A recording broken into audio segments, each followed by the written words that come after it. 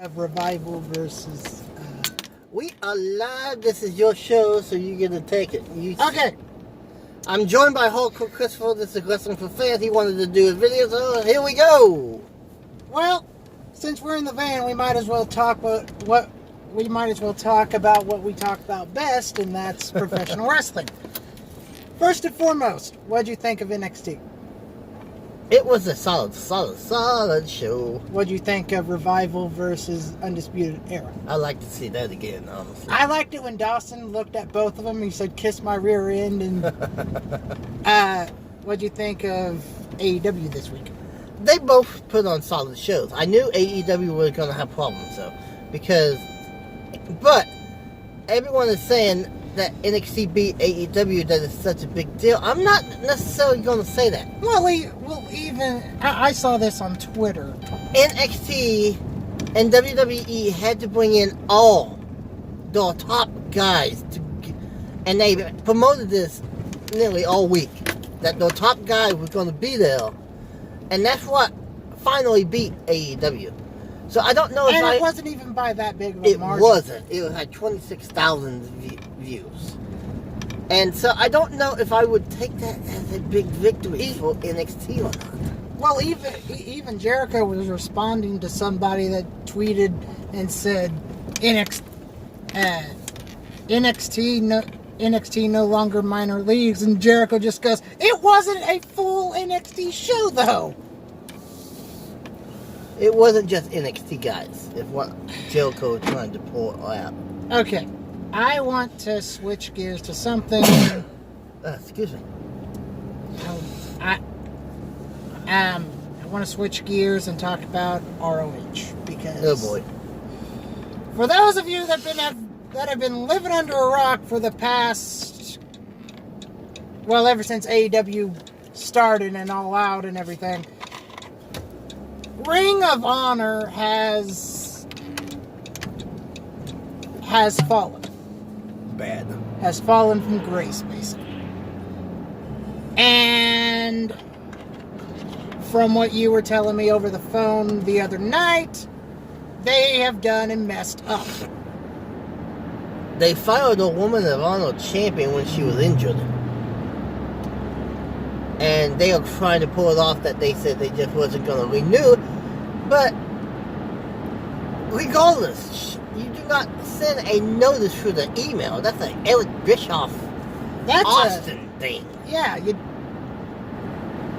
But regardless of who, right, they got rid of the current woman's champion.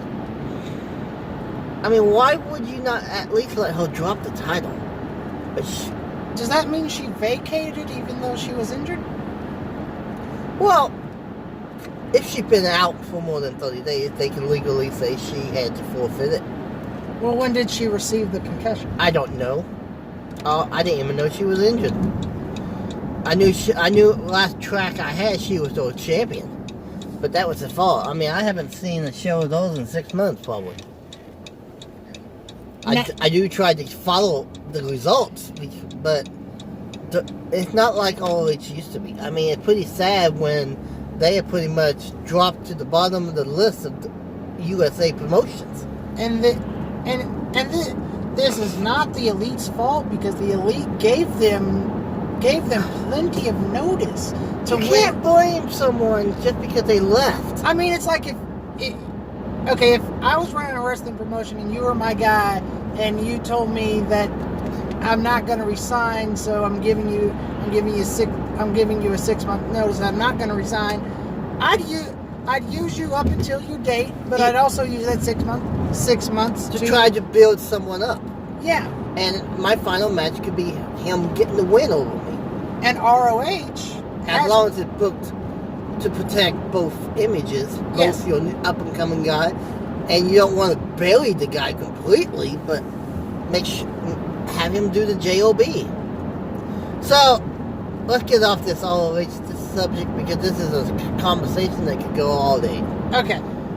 Let's talk about the new Intercontinental Championship belt. That's where I was wanting to go. And that is pretty. That is a gorgeous, gorgeous belt. And like I was saying before we started this video, I don't want to give WWE credit for anything, because about time we do. they're gonna go and blow it. WWE, please don't mess this up. You got a good thing But going. that belt is a beast.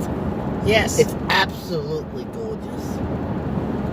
When I heard that there was a new Intercontinental title belt design already made, and that it was going to be debuting in a few weeks, I was like, oh boy, here we go again. I could just picture a smaller version of the WWE World title with the big W. But it really doesn't have a W on it. I mean, there is a W on it, but it's not as But the viewable. entire design does not revolve around that. Yeah, the entire design is not a W. Okay, I want your opinion. Okay. To me, I did watch SmackDown. Uh-huh.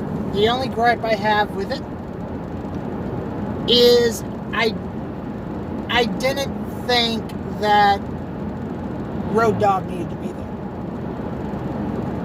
I don't understand the whole DX I don't think entrance. DX needed to be there.